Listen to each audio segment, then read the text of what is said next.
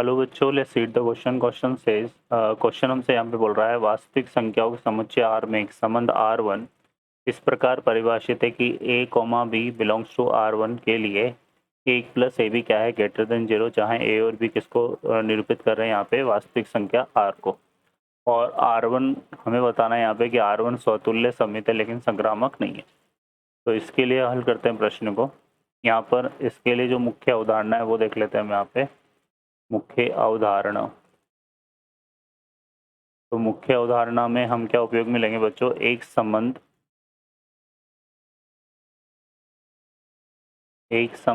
R समुच्चय A में परिभाषित है तो संबंध R सबसे पहले अगर हम बात करें स्वतुल्य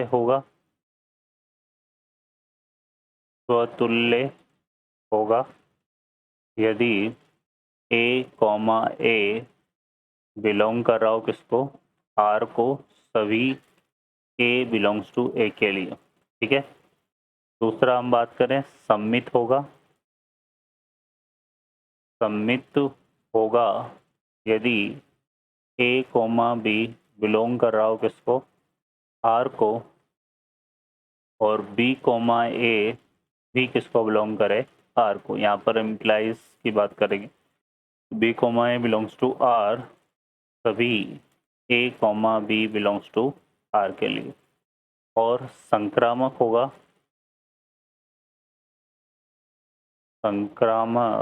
होगा यदि a, b बिलोंग कर रहा हो R1 को, b, c बिलोंग कर रहा हो R को, तो इम्प्लाइज दैट a, c किसको बिलोंग करना चाहिए? R को। ठीक है बच्चों, तो ये हमारे पास संबंध R क्या होगा? संक्रामक होगा। ठीक है, तो ये हमारे पास आ जाएगा। अब हम देखिए हल करते हैं प्रश्न को। तो इस प्रश्न में हमें एक संबंध दिया हुआ है R1 जो कि किस तरह से परिभाषित है? क्रमिक युग्म a, b बिलोंग कर रहा है R1 को, इम्प्लाइज दैट यहाँ पे दिया हुआ है 1 प्लस ab ग्रेटर देन 0, और a और b जो है वो किसको बिलोंग कर रहा है यहाँ पे? वास्तविक संख्या R को। ठीक है बच्चों, तो यहाँ पर बच्चों हमें क्या दिया हुआ? देखिए इस तरह से अगर हम प्रश्न को हल करते हैं, सबसे पहले किसकी बात करेंगे? स्वतुल्य की। तो स्वतुल्य में हम यहाँ पर देखेंगे क्या लेंगे? a, a belongs to R1। तो ये हमारे पास कैसे परिभाषित होगा? 1 प्लस a स्क्वायर, क्योंकि a और b दोनों की जगह a आएगा तो a गुणा a आएगा, और ये हमेशा क्या होगा? धनात्मक होगा। किसके लिए? सभी a बिलोंग्स टू R के लिए। मतलब हम ये बोल सकते हैं कि जो R1 है वो हमारे पास क्या होगा? स्वतुल्य है। ठीक है, अब हम बात करेंगे इसकी सम्मित की, है ना? सम्मित की बात करेंगे यहाँ पे। तो सम्मित में हम क्या लेते हैं यहाँ पर? a, b belongs to R1। तो यहाँ से आ जाएगा हमारे पास 1 प्लस ए बी क्या होगा? ग्रेटर देन 0, है ना? और सभी हमारे पास a और b। ठीक है, अब इसको हम जो है ना ऐसे भी लिख सकते हैं 1 प्लस बी गुणा a ग्रेटर देन 0 लिख सकते हैं सर, है ना? तो ये हमारे पास क्या बन गया? b, a belongs to R1 और सभी a, b belongs to R1 के लिए। ठीक है बच्चों, अब हम बात करते हैं इसकी संक्रामक की।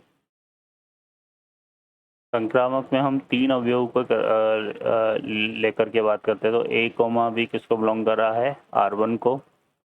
ठीक है, तो इससे हमारे पास क्या बनेगा? 1 plus A be greater than 0। फिर हम लेंगे यहाँ पे b, a belongs to R1, तो इससे क्या मिलेगा हमें? 1 प्लस b, c आएगा, sorry, bc greater than 0। Then implies that हम यहाँ पे लिखे 1 plus a c greater than 0 हमेशा क्या होगा, सत्य नहीं है, हमेशा सत्य नहीं है। ठीक है, उदाहरण के लिए हम यहाँ पे क्या करते हैं, जैसे हमने a बराबर क्या ले लिया 1, b बराबर हमने ले लिया 1/2 और c बराबर हम ले लेते हैं क्या, -1। ठीक है, तो यहाँ से अगर हम देखें तो हमारे पास क्या आ रहा है, 1 प्लस ए बी अगर हम निकालें तो ये कितना आएगा, 1 प्लस 1 इंटू, तो ये तो ग्रेटर देन 0 आएगा क्योंकि 1 इंटू 1/2 ही आएगा, तो 1 प्लस 1/2 0 से बड़ा हो गया। और फिर हम यहाँ पे क्या निकालते हैं, 1 प्लस बी सी, तो 1 प्लस बी सी करेंगे तो यहाँ पे 1 प्लस क्या आएगा, देखो 1 इंटू या -1 इंटू 1/2, यही तो बनेगा, है ना। तो ये कितना आ रहा है, 1 - 1/2 आ रहा है, जो कि क्या है, ग्रेटर देन 0 है। बट अब अगर हम यहाँ पे क्या करते हैं, 1 प्लस ए सी करेंगे तो ये आएगा 1 प्लस -1 इंटू 1 जो कि 0 है, तो ये हमारा ग्रेटर देन 0 नहीं है। इसका मतलब हम ये बोल सकते हैं कि R1 संक्रामक नहीं है, संक्रामक नहीं है। तो अपने को यही सिद्ध करना था यहाँ पे, क्या कि R1 जो है वो स्वतुल्य है, सममित है, लेकिन संक्रामक नहीं है। आशा करता हूँ बच्चों हल आपको समझ में आया होगा। Best of luck, thank you.